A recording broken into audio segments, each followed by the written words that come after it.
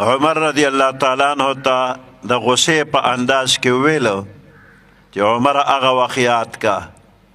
چې ما د نبوت اعلان وکړ نو تاسو ټول مې مخالف وې او دا ابو بکر صدیق زما مرګري او مرګرتیا وکړه نن ته دې خفه کې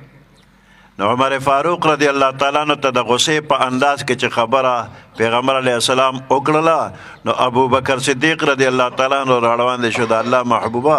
دته غصه مکه و ما ته غصه وکړه غلطي زما ده او بیا دواړه یو بل سره پخلا شو رضا شو راضینامه وشوله نو دی کې موږ ته طریقه ښیي تر قیامته د ټول امت ته طریقه ښیي چې دورونه یو بل سره خفه شي نو هغه د ځان له پخپله راضینامه وکړي لکه ابو بکر صدیق رضی الله تعالی عنہ پخپله مخکې شو زه راضینامه کوم او ما ته معافي وکړه او چې پخپله ونه شوله نو مشر پیغمبر علیه السلام د هغوی ته رجوع وکړله نو دغسې اوس زمانه کې هم که دوه کسه یو بل سره خفه شي نو ځان له د پخپله جوړه وکړي او که پخپله نه کېږي نو د کلي مشران علما سپینروبي هغوی په منځ کې چې خبره وکړي نو د هغوی خبره دی ومنلی شي نو دی کې به خیر وي دا علاقه پر امن وه او په دې کې خفقان راغې څه ډېر وخته پورې خفقان وچلېده الله پاک رحم کړی دی او د کلي علاقې مشرانو پکې خبرې اترې وکړلې او دواړه فریقه چې مخکې د یو بل سره مخالف وشو نن هغه رونه دي او بیا به د مینې محبت په انداز کې یو بل سره کلي ولس غمخادي وغیره کوي د جرګې تر مخه او د الله د رضا دپاره زاړه خفقانونه ټول ختم آینده به دا زوړ خفقان ګیله مانه نه یادیږي پیغمبر علیه السلام د صحابه کرامو په مجلس کې تشریف فرماو وی فرمایل چې اوس به یو سړی راشي او هغه جنتي دی نو خلکو کتل دا څوک بزرګ به چې اوس به راشي هغه جنتي دی یو صاحب راغی تازه اودس چارده مې کړی دی مسواک ورسره دی خلکو ولیدل چې دا صاحب راغی او دا جنتي دی په سباله بیا مجلس کې پیغمبر علیه السلام فرمایل چې اوس به یو سړی راشي او هغه جنتي دی خلکو قتل چې نن به کم بزرګ راشي او مقه سړی په هغه کیفیت کې بیا راغی په درې مرض بیا پیغمبر علیه السلام فرمایل بیا خلکو کته چې نن به څوک راځي په درې مرض همغه سړی بیا راغی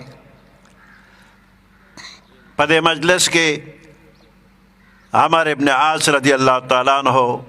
هغه وایي چې دې سړي کې څه کمال دی درې ورځې پیغمبر علیه السلام فرمایي چې سړی را روان دی او جنتي دی نو هغه دکې کم یو کمال دی چې دا کمال زه ځان کې پیدا کړم او زه هم پې جنتي شم په یو بانه باندې دې سړي سره ځان درې ورځې میلمه که چې د کردار وګوري دی کم عمل کوي چې دی پې جنتي دی نو درې شپې ورځې تېرې شولې خو څه خاص کمال یې ونه لیده نو په درې مرض باندې ورته وایي چې ملګريه دا میلمستیا هسې به نه وه خو درې ورځې پیغمبر علیه السلام فرمایل چې جنتي سړی را روان دی او ته به راتلې نو ما کتل چې دا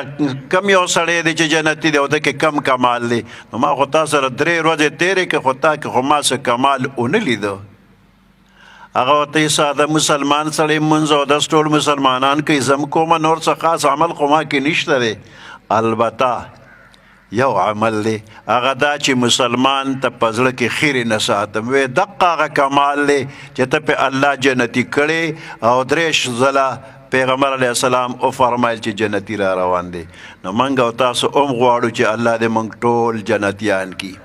نو دا دوه فریقه چې تر اوسه یو بل سره زړه کې خفقان و هغه ګیله معنا خفقان د الله د رضا دپاره ختم شو نو چې کله د دواړو فریقو د زړه کې خیرې نه وي نو دا به جنتیان وي نو هر چا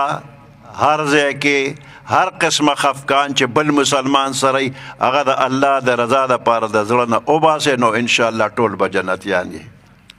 الله پاک دې دا دواړه فریقه یو بل سره د مینې محبت په جون باندې خوشحاله کړي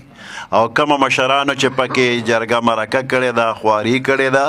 الله دې ول ډېرې ډېرې بدلې ورکړي او دا ټول علاقه دې الله پر امن کې او د شر فتنې فساد نه دی الله